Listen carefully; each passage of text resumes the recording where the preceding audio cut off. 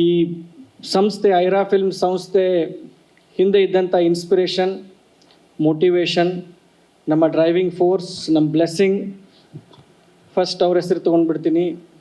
Minister, ಸಹೋದರಿ, ಕರ್ನಾಟಕದ iron lady ಆದಂಥ ಲಕ್ಷ್ಮೀ ಹೆಬ್ಬಾಳ್ಕರ್ ಅವರ ಒಂದು ಆಶೀರ್ವಾದದಿಂದ ಈ ಒಂದು ಸಂಸ್ಥೆ ಪ್ರಾರಂಭವಾಯಿತು.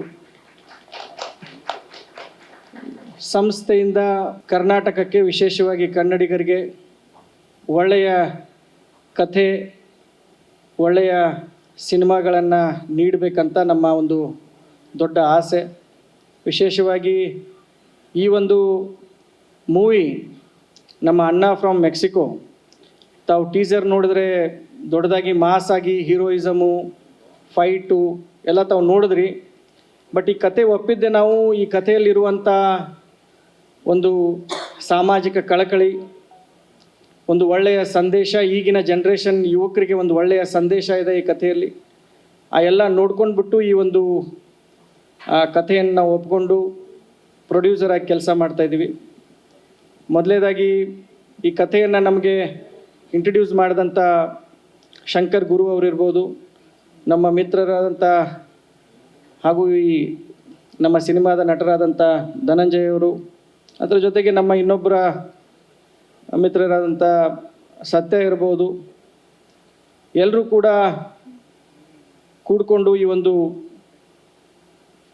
ಸಿನಿಮಾವನ್ನು ನಾವು ಮಾಡ್ತಾಯಿದ್ದೀವಿ. ಮತ್ತು ನಮಗೆ ಬಹಳ ದಿವಸದ ನಂತರ ವಿಶೇಷವಾಗಿ ಜಿ ಸ್ಟುಡಿಯೋದವರು ಕರ್ನಾಟಕದಲ್ಲಿ ಕನ್ನಡ ಚಿತ್ರರಂಗಕ್ಕೆ ಸಾಕಷ್ಟು ಅವರಿಂದ ಕೊಡುಗೆ ಇದೆ.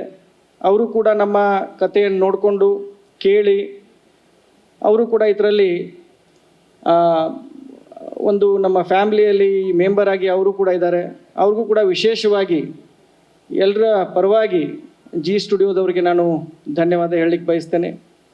ಅದರ ಜೊತೆಗೆ ಮ್ಯೂಸಿಕ್ ಡೈರೆಕ್ಟರ್ ಇರ್ಬೋದು, ನಮ್ಮ ಈ ಒಂದು ಚಿತ್ರದ ಹೀರೋಯಿನ್ ಆಗಿರ್ಬೋದು, ಪ್ರತಿಯೊಬ್ಬರು ಕೂಡ, ವಿಶೇಷವಾಗಿ ಆನಂದ್ ಆಡಿಯೋದವರು ಮ್ಯೂಸಿಕ್ ರೈಟ್ಸ್ನ ನಮ್ಮಿಂದ ತೆಗೆದುಕೊಂಡಿದ್ದಾರೆ. ಅವರು ಕೂಡ ಶ್ಯಾಮ್ ಅವರು ಇಲ್ಲಿ ಬಂದಿದ್ದಾರೆ, ಒಬ್ಬ ವಂಡರ್ಫುಲ್ ಪರ್ಸನ್.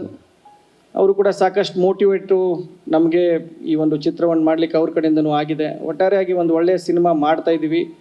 ಎಲ್ರದ್ದು ಆಶೀರ್ವಾದ, ಬ್ಲೆಸ್ಸಿಂಗು ಬೇಕಂತ. ಯಾಕಂತಂದರೆ ಕನ್ನಡ ಚಿತ್ರರಂಗ ಈಗಾಗಲೇ ನಮ್ಮ ಸಹೋದರಿ ಅಕ್ಕ ಹೇಳಿದಾಗೆ ಬಹುದೊಡ್ಡದಾಗಿ ಬೆಳೆದಿದೆ. ಇನ್ನೂ ಸಾಕಷ್ಟು ಒಳ್ಳೆಯ ಸಿನಿಮಾಗಳನ್ನು ಈ ಚಿತ್ರರಂಗಕ್ಕೆ ಕೊಡಬೇಕು ನಾವು. ಅದಕ್ಕೆ ತಮ್ಮ ಪ್ರೀತಿ, ಪ್ರೋತ್ಸಾಹ, ಆಶೀರ್ವಾದ ಬೇಕಾಗತ್ತೆ. ಒಳ್ಳೆಯ ಸಿನಿಮಾವನ್ನು ನಾವು ಮಾಡಿದ್ದೀವಿ. ಇನ್ನು ಬರುವ ದಿನದಲ್ಲಿ ಪ್ರೇಕ್ಷಕರು ಯಾವ ರೀತಿ ಆಶೀರ್ವಾದ ಮಾಡ್ತಾರೆ ನೋಡಬೇಕು.